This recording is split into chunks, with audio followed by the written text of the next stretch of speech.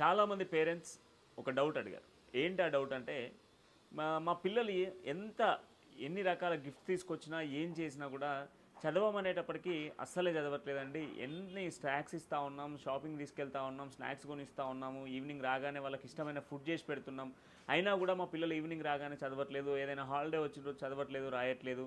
ఏంటి దీనికి సొల్యూషన్ అని చెప్పేసి అడగడం జరిగింది. జస్ట్ బెస్ట్ సొల్యూషన్ ఏం లేదండి.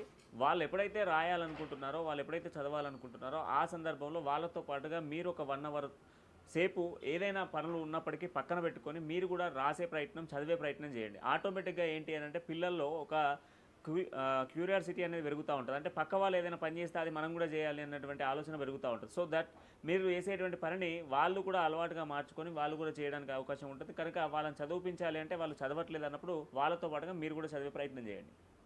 చాలామంది పేరెంట్స్ ఒక డౌట్ అడిగారు.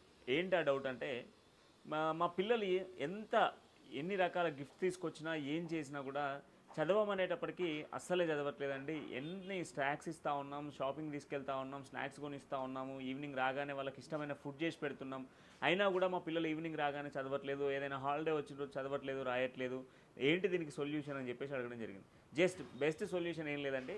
వాళ్ళు ఎప్పుడైతే రాయాలనుకుంటున్నారో, వాళ్ళు ఎప్పుడైతే చదవాలనుకుంటున్నారో, ఆ సందర్భంలో వాళ్ళతో పాటుగా మీరు ఒక 1 అవర్ సేపు ఏదైనా పనులు ఉన్నప్పటికీ పక్కన పెట్టుకొని మీరు కూడా రాసే ప్రయత్నం, చదివే ప్రయత్నం చేయండి. ఆటోమేటిక్‌గా ఏంటి అనంటే పిల్లల్లో ఒక క్యూరియాసిటీ అనేది పెరుగుతా ఉంటది. అంటే పక్క వాళ్ళు ఏదైనా పని చేస్తే అది మనం కూడా చేయాలి అన్నటువంటి ఆలోచన పెరుగుతా ఉంటది. సో దట్ మీరు చేసేటువంటి పనిని వాళ్ళు కూడా అలవాటుగా మార్చుకొని వాళ్ళు కూడా చేయడానికి అవకాశం ఉంటది.